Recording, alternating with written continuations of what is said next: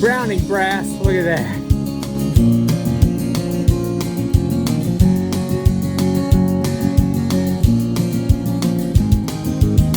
Welcome to AP 2020 Outdoor Shooting Range. Howdy folks, it's Nito with AP 2020 Outdoors. Can I guarantee a sub MOA load without even pulling the trigger? I think so, stay tuned. Alright folks, so what actually started as a journey yesterday on Christmas Day, I started doing some load development for my 6.8 Western using Hodgdon H1000 powder and Sierra 175 grain tipped Game Kings 277 diameter. So I went to Quick Loads and I looked up a recipe, 64.6 grains, indicated 2,953 feet per second. I did a mini OCW and I started at 64 grains and worked my way up to 64.9. And I actually hit 29.94, which is kind of crazy. Right around 64.6, the primer started to get flat, so I kind of stopped right there. And then I slept on it. And then I got up this morning and I did a little research on one of my Facebook groups. There's a gentleman on there, 6.8 Western cartridge. He had done some development with the Ramshot Magnum, which on the Hodgdon burn rate chart, it is 1 step slower than the H1000.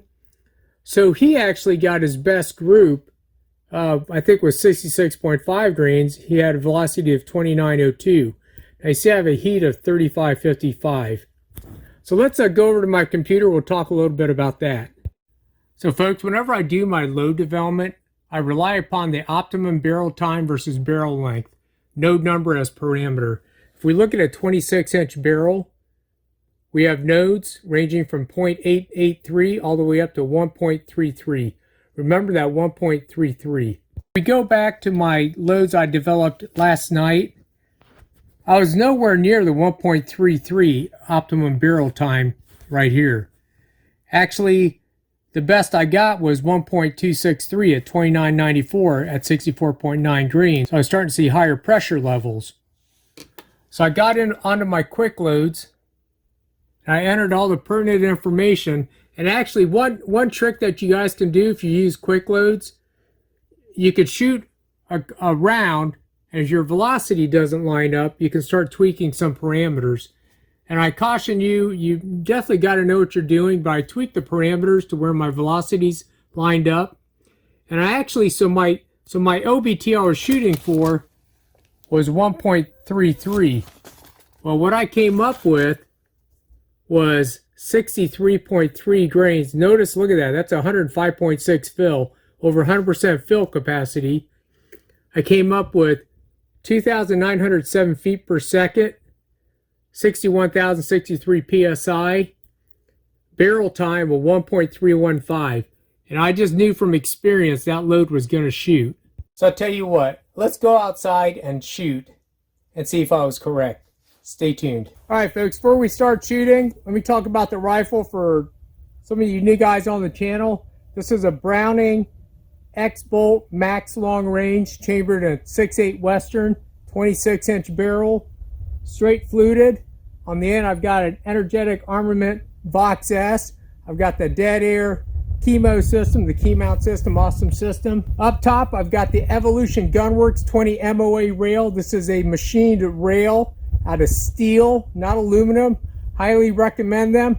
I also have the matching Evolution Gunworks 34 millimeter scope rings, and of course on top I've got my baby. This is a Vortex Optics.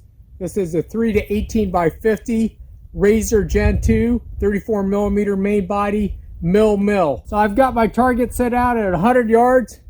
You know, as I said earlier on the bench, just testing some of these loads. I think quick loads and OBT, this is going to be an accurate load. So I'll go ahead and shoot a 3-shot group. I'm going to shoot the top left-hand target. See how I do. Here we go.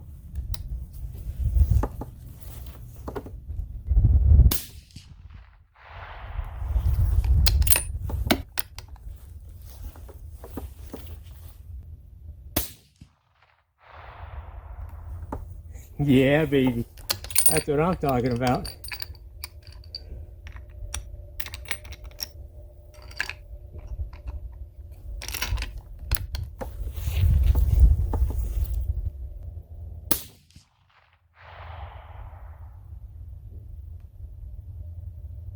I'm not sure. I might have pulled that last shot.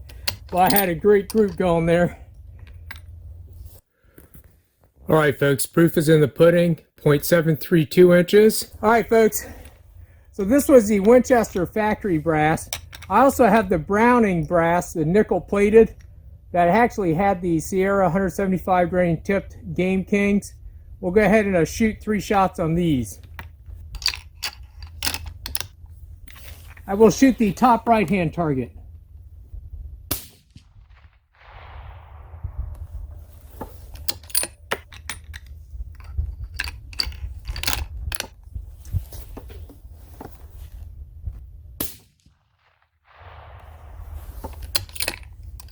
Definitely has potential, folks.